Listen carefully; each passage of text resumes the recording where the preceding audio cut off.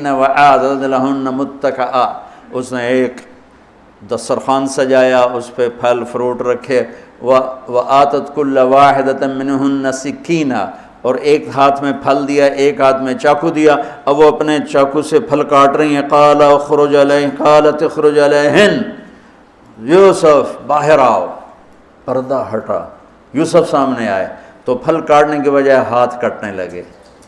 فَلَمَّا رَأَيْنَهُ أَكْبَرْنَهُ، آنکھیں یوں پھٹ کے دیکھ رہی، یوسف پہ لگی ہوئی ہیں، سب کی یوں آنکھیں لگی ہوئی ہیں، اور یہ چھری جو ہاتھ میں ہے وہ پھل کی بجائے وہ انگلیوں کو کاٹ رہی، اور اس سے خون گر رہا ہے اور انہیں خبر نہیں لگ رہی۔ قَطَّعْنَ أَيْدِيَهُنَّ وَقُلْنَ حَاشَ لِلَّهِ مَا هَذَا بَشَرًا إِنْ هَذَا إِلَّا مَلَكٌ كَرِيمٌ، یہ انسان نہیں، کوئی دیوتا ہے۔ ملک کا ترجمہ فرشتہ نہیں، فرشتوں کو تو جانتے نہیں تھے، دیوتا، یہ کوئی دیوتا ہے۔ تو ان کو یاد ہی نہیں رہا کہ ہمارے ہاتھ کٹ رہے ہیں، احساس ہی نہیں ہوا ہمارے ہاتھ کٹ رہے ہیں یا پھل کٹ رہے ہیں۔ قالت ذلکن الذی لمتننی فیہ، دیکھ لیا جے، تمہیں پتہ بھی نہیں چلا تم ہاتھ کاٹ رہی ہو، یہ ہے جس نے مجھے پاگل بنایا ہوا ہے۔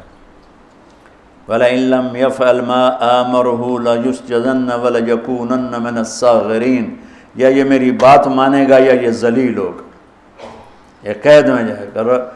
قال رب السجن احب الی مما یدعوننی الیہ، اے اللہ تو مجھے ان کے شر سے بچا۔ آپ نے فرمایا ترکت بعدی فتنۃ الرجال اضر من النساء، میں نے مردوں پر سب سے بڑا فتنہ اپنے بعد جو چھوڑ کے جا رہا ہوں عورت، عورت سے مراد غلط عورت۔ رابعہ بصری بھی عورت ہے، شعوانہ بھی عورت ہیں، شیخ عبد القادر جیلانی کی ماں بھی عورت ہیں، جنید بغدادی کی ماں بھی عورت۔ النساء میں اشارہ ہے غلط عورت، غلط عورت، بد کردار عورت، بد چلن عورت، یہ سب سے بڑا فتنہ ہے۔ بڑوں بڑوں کے پاؤں سے زمین نکل جاتی ہے سوائے اس کے جس کی اللہ اپنے فضل سے حفاظت فرمائے۔ یوسف علیہ السلام جیل میں چلے گئے، اللہ تعالیٰ نے ایک خواب کے ذریعے سے باہر نکالا، میں مختصر کر رہا ہوں، ایک خواب کے ذریعے سے باہر نکالا، اور عزیز مصر نے آپ کو گورنر بنایا، وزیر خزانہ بنایا۔ وجاء اخوۃ یوسف فدخلوا علیہ وہم لہ منکرون فعرفہم وہم لہ منکرون۔ یوسف علیہ السلام، میں نے یہ اس طرح رہتے تھے، اس طرح اپنے چہرے پہ نقاب رکھتے تھے کہ کوئی ان کی وجہ سے فتنے میں نہ پڑ جائے، تو اس طرح نقاب رکھتے تھے۔ تو وہ تو نقاب میں تھے، تو بھائی آئے تو نہ انہوں نے پہچانا، نہ ان کو خیال تھا کہ یہ یوسف بیٹھا ہوا ہے، انہوں نے تو غلام علوم بنا کے کہیں گل سڑ گیا ہوگا۔ انہوں نے کہا بھائی کو لے کر آنا ورنہ تمہیں غلہ نہیں دوں گا۔ بھائی آئے، آخری جگہ پہنچتے ہیں۔ دوبارہ جب وہ غلہ لینے آئے، بنیامین کو انہوں نے روک لیا تھا، دوبارہ جب وہ غلہ لینے آئے تو یعقوب علیہ السلام کو بھائیوں نے بتایا کہ یوسف عزیز مصر نے روک لیا ہے بنیامین کو۔ تو یعقوب علیہ السلام کو 40 سال ہو گئے تھے روتے ہوئے۔ یعقوب علیہ السلام بطور باپ کیسے ہائی لائٹ ہوئے؟ وَجَاءُوا عَلَىٰ قَمِيصِهِ بِدَمٍ كَذِبٍ قَالَ بَلْ سَوَّلَتْ لَكُمْ أَنفُسُكُمْ أَمْرًا فَصَبْرٌ جَمِيلٌ وَاللَّهُ الْمُسْتَعَانُ عَلَىٰ مَا تَصِفُونَ۔ کرتا لے کر آئے، خون لگا ہوا لیکن پھٹا ہوا نہیں۔ تو یعقوب علیہ السلام نے فرمایا بھیڑیا بڑا سیانا ہے، چولا لا کے میرے پوتر نو کھاتا سو کرتا اتار کے میرے بیٹے کو کھایا، کہ کرتا کہیں سے پھٹا نہیں اور یوسف کھایا گیا، یہ سب تمہارا مکر و فریب ہے۔ لیکن فصبر جمیل کا کیا مطلب ہے کہ بچوں تم نے بڑا ظلم کیا ہے لیکن میری زبان سے کبھی تانا نہیں سنو گے، میرا صبر رہے گا، موت تک رہے گا، تمہیں کبھی برا بھلا نہیں کہوں گا۔ اور اتنی نافرمان اولاد کو گلے سے لگا کے رکھا، سینے سے لگا کے رکھا۔ اس محبت نے ان کو بھی توبہ پہ آ کے کھڑا کیا۔ اگر وہ آج کل کے والدین گھر سے نکل جاؤ، آگ کر دو، اولاد اور ماں باپ میں رسہ کشی ہے اور لڑائی ہے اور جھگڑا ہے اور نفرت ہے، نہ وہ ضد چھوڑتا ہے نہ وہ ضد چھوڑتا ہے۔ ماں باپ کو ضد چھوڑنی چاہیے۔ بچے نادان ہوتے ہیں، عقل کے کچے ہوتے ہیں، تجربہ ہوتا نہیں ہے، ان کے اوپر اگر ہم مسلط ہو کر اپنی ضدوں پر ان کو جھکائیں گے تو وہ ٹوٹ جائیں گے، وہ بکھر جائیں گے، وہ ہم سے متنفر ہو جائیں گے۔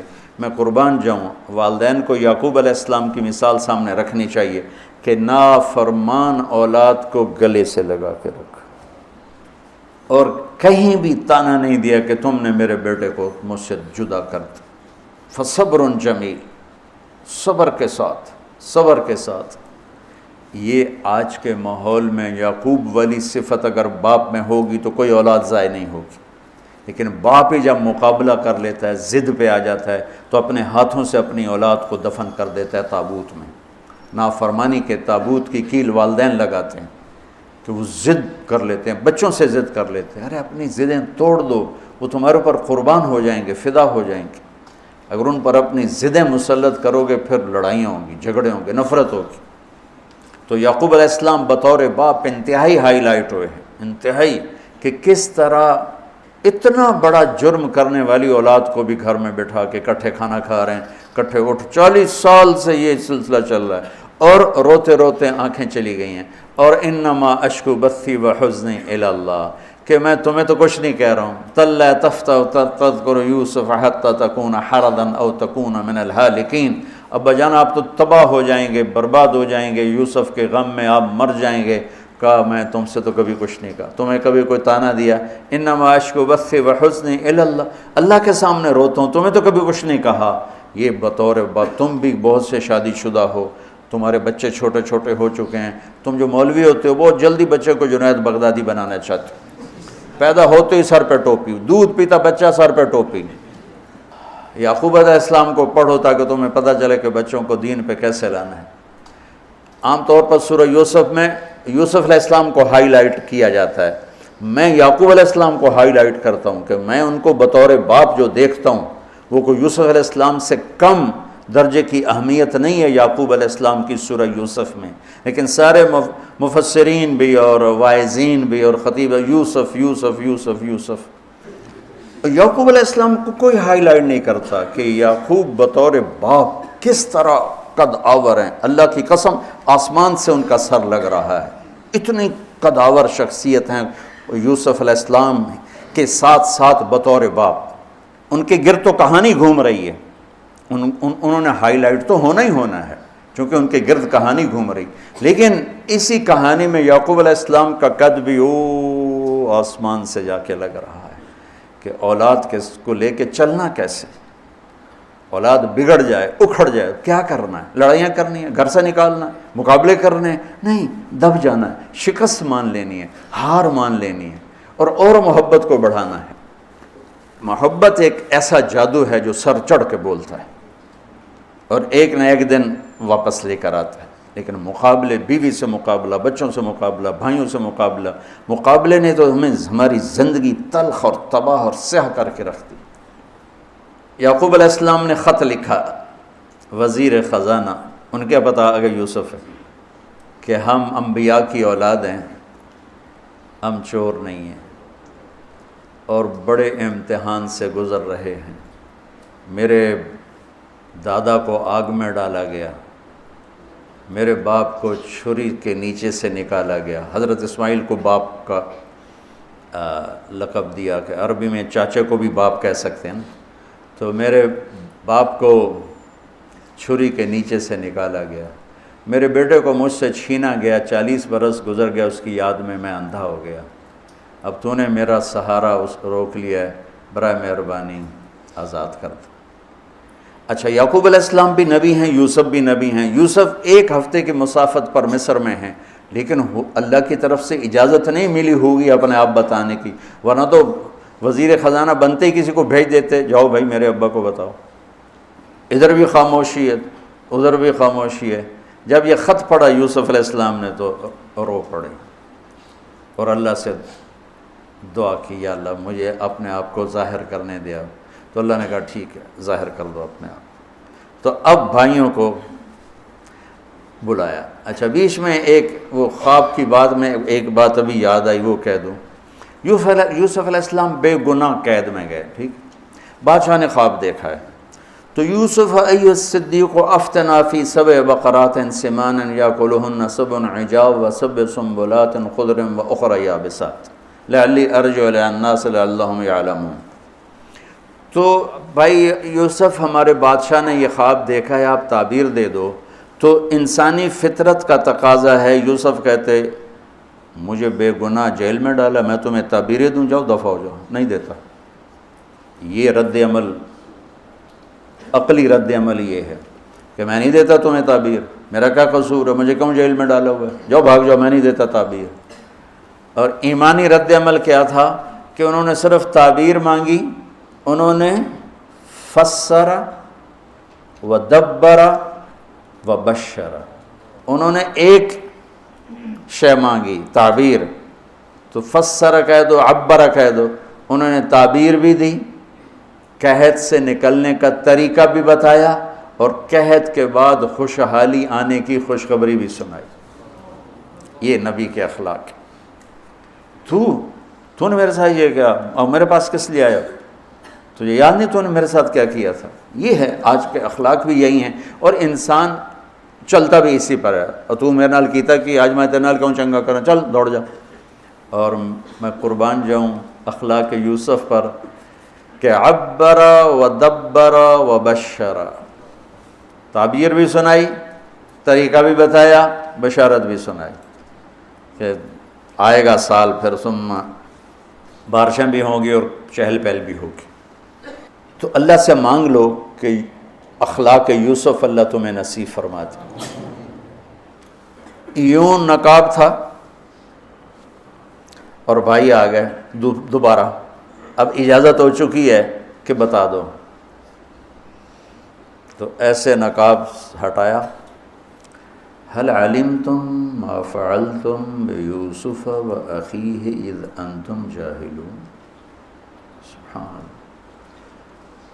اللہ، جو کچھ بھائیوں نے کیا تھا، تو اس کے لحاظ سے میرے ذہن میں جملہ بنتا ہے، قد علمتم ما ظلمتم بیوسف واخیہ اذ انتم عامدون۔ سمجھو میرا جملہ؟ تمہیں خوب یاد ہوگا جو تم نے یوسف اور اس کے بھائی پہ ظلم کیا، سوچی سمجھی اسکیم اور سازش کے تحت، یہ جملہ بنتا ہے۔ اور اخلاق یوسف دیکھو، حل علمتم، میں نے تھوڑی دیر پہلے بتایا، حل کہاں بولا جاتا ہے؟ جہاں مجھے یہ پتہ ہو کہ مولوی شاہ صاحب میری بات نہیں جانتے اس لیے میں حل کیا آپ کو پتہ چلا، یہ ہے حل، کیا آپ کو معلوم ہے، یہ حل ہے۔ تو حل کا لفظ لا کے بھائیوں کو کیا بتا رہے ہیں کہ تم بے خبر تھے، بے خبر تھے۔ حل علمتم، بے خبری میں ما فعلتم، فعل عربی زبان کا کمزور ترین لفظ ہے، تھوڑا بہت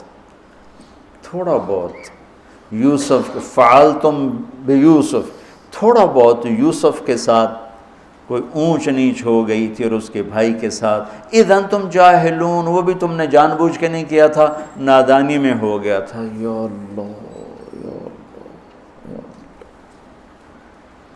اتنا بڑا ظرف، اتنا بڑا ظرف۔ دیکھو ہاتھ جوڑتا ہوں، یہ اخلاق اللہ سے مانگو۔ مقرروں سے پاکستان بھرا پڑا ہے، مفسرین سے، واعظین سے، ناصحین سے، مصنفین سے پاکستان بھرا پڑا ہے، مدرسین سے، شارحین سے پاکستان بھرا پڑا ہے، اور اس اخلاق والے کو ڈھونڈنے نکلو گے، بوڑھے ہو کے گھر آؤ گے، ملے گا کوئی نہیں۔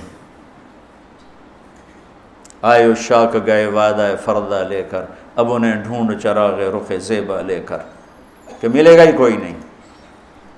اللہ اکبر، حل علمتم، کچھ بے خبری میں ہوا، ما فعلتم، بہت تھوڑا سا ہوا، بیوسف و اخیہ، باقی ما ظلمتم، یوسف آنا چاہیے تھا سیدھا ڈائریکٹ مفعول بہی بنا کے، فعلتم کے ساتھ مفعول بہی کو با کے ساتھ جدا کر دیا، پھر اور ہلکا کر دیا، اور ہلکا کر دیا، وَأَخِيهِ إِذْ أَنْتُمْ جَاهِلُونَ، اس وقت تمہیں خبر نہیں تھی۔